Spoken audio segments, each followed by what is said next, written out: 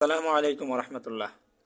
সম্মানিত ভিউয়ার্স, দেখতে পাচ্ছেন আজকে খুবই মজাদার চমৎকার একটা রেসিপি টমেটো ভর্তা। এটা আজকে আমরা করব, সাথে আপনাদের সাথে শেয়ার করব। আপনারা দেখতে পাচ্ছেন এখানে 5টা টমেটো আমি কেটে নিয়েছি মাছ দিয়ে। এরপরে এখানে 2টা পেঁয়াজ দিয়েছি, রসুনের কোয়া দিয়েছি 6টা, কাঁচামরিচ দিয়েছি 8 থেকে 10টা। তো আপনারা সাথেই থাকুন, দেখতে থাকুন কীভাবে সেই ভর্তাটাকে আমরা তৈরি করি।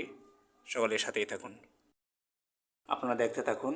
এখানে আমি কিছুটা সরিষার তেল দিয়ে নিয়েছি, তেলটা গরম হচ্ছে, সাথেই থাকুন। হ্যাঁ বন্ধুরা, দেখেন আমি ইতিমধ্যেই টমেটোগুলো দিয়ে দিয়েছি, সাথে কাঁচামরিচ এবং রসুন দিয়ে দিয়েছি।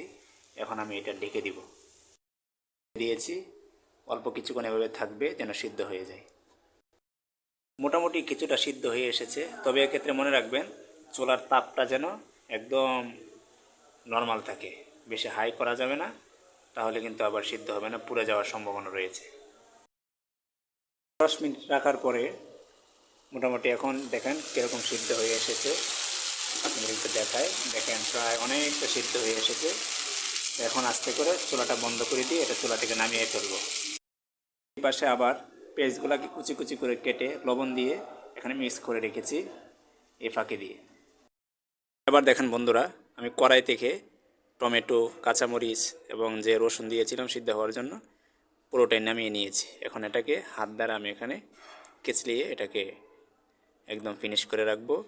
এরপরে কড়াইয়ের মধ্যে আবার তেল দিয়ে পেঁয়াজটাকে ভেজে পেঁয়াজের সাথে একসাথে করে মিক্স করব। আপনার সাথেই থাকুন, দেখতে থাকুন। দেখেন বন্ধুরা, আমি টমেটোগুলো একদম ফিনিশ করে নিয়েছি, মরিচ এবং আদা। এই পাশে আবার কড়াইয়ের মধ্যে পেঁয়াজ দিয়ে দিয়েছি, তেল দিয়ে পেঁয়াজটা কিছুটা লাল লাল ভাব চলে আসলে এই যে এখানে যেটা রয়েছে এটা ওখানে ঢেলে দিয়ে মিক্স করে ফেলবো, আর তৈরি হয়ে যাবে চমৎকার মজাদার একটা রেসিপি টমেটো ভর্তা। দেখেন ইতিমধ্যে পেঁয়াজটা কিন্তু একটা লালচে লালচে ভাব চলে আসছে। তো সাথেই থাকুন, দেখতে থাকুন। আমরা এখন যেটা রয়েছে এখানে আস্তে আস্তে করে পুরোটা এখন ঢেলে দিব। আপনার সাথেই থাকুন, দেখতে থাকুন, একসাথেই থাকুন, দেখতে থাকুন। ইতিমধ্যে সম্পূর্ণটা আমি মিক্স করে নিয়েছি, খুব সুন্দর একটা কালার এসেছে।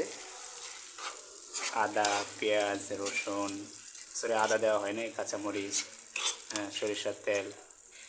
এখন কিছুক্ষণ এভাবে রেখে হালকা করে নেড়ে নেড়ে নামিয়ে ফেলব। এটাই ফার্স্ট টাইম, আশা করি ভালো হয়েছে, খাওয়ার পরে বুঝতে পারবো। তো আপনারা এভাবে ট্রাই করতে পারেন, আপনারা এভাবে তৈরি করতে পারেন। তবে খেয়াল রাখবেন চুলার আগুনটা যেন একদম মিডিয়াম থাকে। উফ, দেখেন তো কত চমৎকার, একদম সূর্যের মতো গোলাকার আকৃতি, কত সুন্দর।